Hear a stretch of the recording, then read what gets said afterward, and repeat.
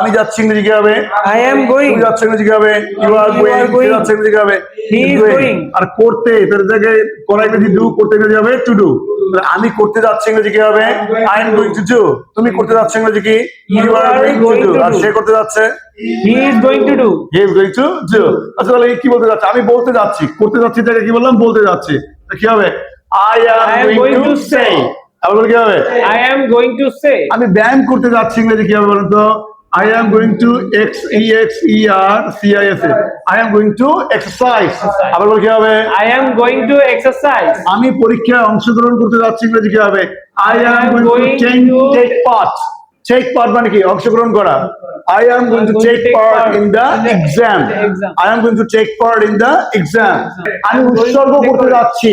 আমি উৎসর্গ করতে যাচ্ছি। I am going to sacrifice. তাহলে কি হবে? I am going to sacrifice. আমার জীবন, my life, পরিবারের জন্য, for my family। তো বলি আমি আমার জীবন আমার পরিবারের জন্য উৎসর্গ করতে যাচ্ছি। তাহলে I am going to sacrifice my life for my family।